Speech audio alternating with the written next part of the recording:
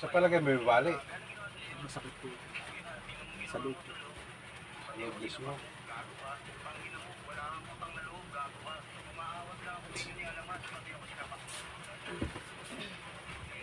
Kaya mo na. Ba't dito ka sir? At tansayin ko naman mo. Kaya naman ako. Kaya naman. Basta dito lang. Oh, dito. Tapos dito. Ha? Dito sa likod. Sana may lumagot o kahit konti. Basta wala lang bali ha. Walang fracture lang ha. Sa estimate mo ha. Wala. Dapat ganito pakita ko muna sa kayo sa'yo. Yung mag-ano lang ba siya? Mag-align lang konti. Kaya? Yun. Sarap.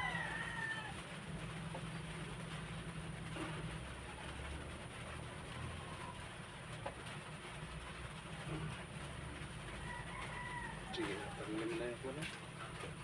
Gamit ko, parang mo dito.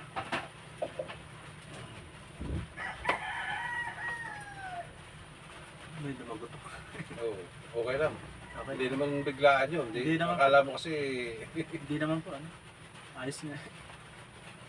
makakala mo kasi kuhan, yung pag binata, pag ginano ng ganon. Iniisip ko pag hindi ko pinahilot baka tagalan. Matatagalan talaga yan. May pumunta nga dito, lalaki na kuhan, talagang, ano siya, yung dislocate na yun dito, disgrasya din sa motor, yung isang araw, kung mapanood mo lang yung aking video dyan sa ano, yung live, yung before and after. Eh, sabi ko tama lang yan kasi kung hindi mo papahirot yan, baka mamaya ano ka pa niyan. Kaso nga lang, siyempre nag-ano din siya, nag-isip din siya ng buwan, yung sa sarili niya.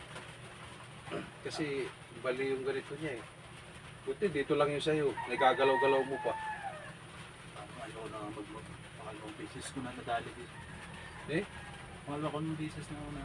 Ikaw? Sige, dahil diyan sa Lima, nung nag-a-apply ako, mag-pick up naman, mabilis ang pag- Sa akin may binta. Baka mura-mura mga may binta. Kaso nga lang, nahirap din. Sama na lang yung mga ganyan-ganyan na style. nasa po. Yung sabi kong bugbog yung ganito, siyempre may hilot natin ng ganito, kailangan kasi lumambot ng ganitong style. Yan na, may bugbog.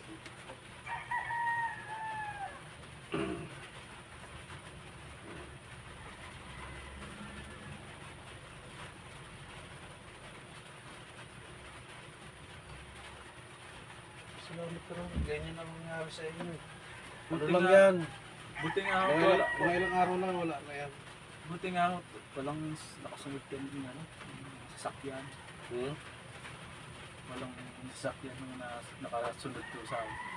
Kasi kung may nakasunod sa akin, siyempre, kasagasaan pa rin. Hilot man, napahala sa inyong katawan. Hilot man, karatisado yan. Hilot man, tunay na maaasahan. Hilot man, karating kung kailangan. Hilot man, napahala sa inyong katawan. Hilot man, karatisado yan.